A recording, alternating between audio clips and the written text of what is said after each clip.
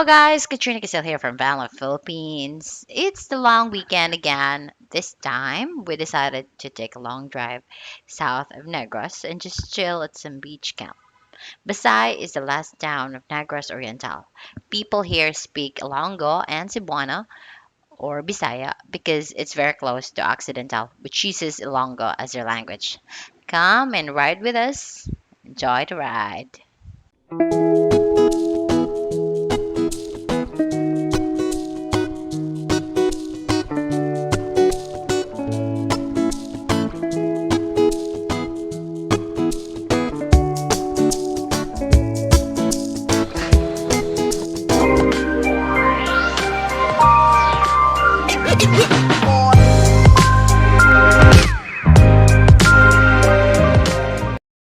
Wag overnight mo ma'am. Oh, overnight. 1,000 na siya ma'am, tapos 75 ang mupuan.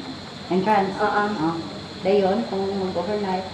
Amo na, overnight. Ano na siya ma'am.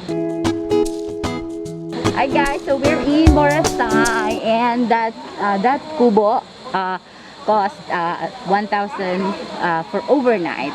We booked only for Saturday because it's fully booked on Sunday. So we plan to just use a tent, and anyway we have the van, of course. We can cook and do our meals in the van. If you want to rent the tables and chairs, these tables and chairs over here, this is ano lang guys, 150 lang yan. So for the camping experience guys, there's the pit fire.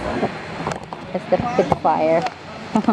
Parang naging trash ano na siya, but that's a pit fire para kung mag-camp kayo dito. So nice, diba? Alright, so we're all set up now guys. I have the bed, as you can see.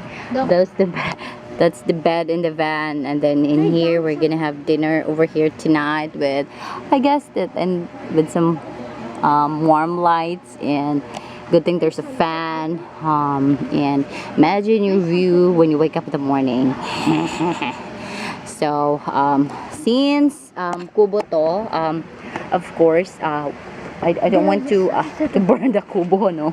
I want to place my cooking pot over here so we can cook here.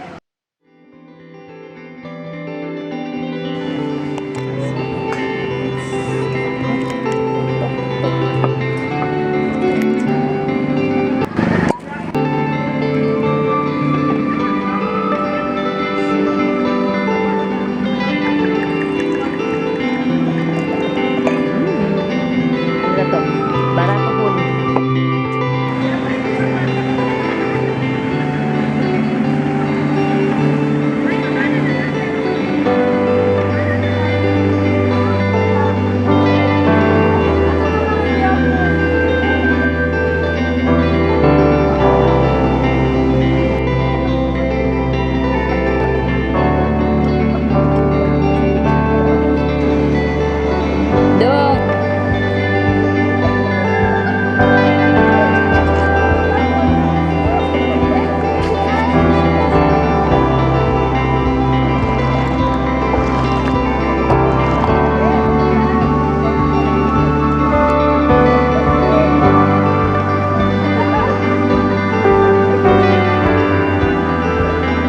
That's Sulu Sea. This is open sea, di ba?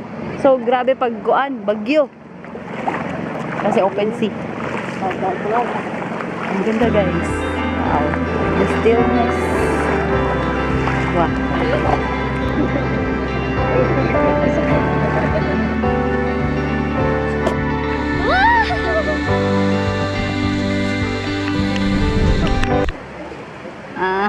So let's try to cook our meal guys.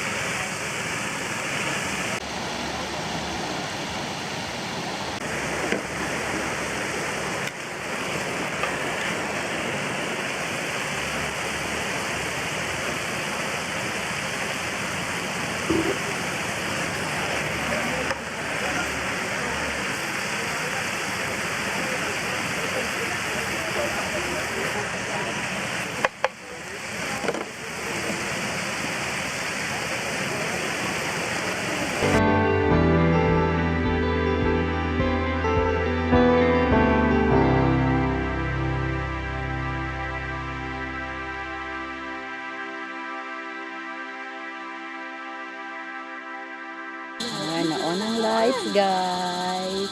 Nice na. Oh, ay, di ba klaro?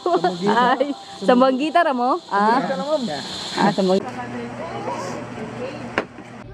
Nabugnawan ako iyan. Yeah. We're eating now, guys.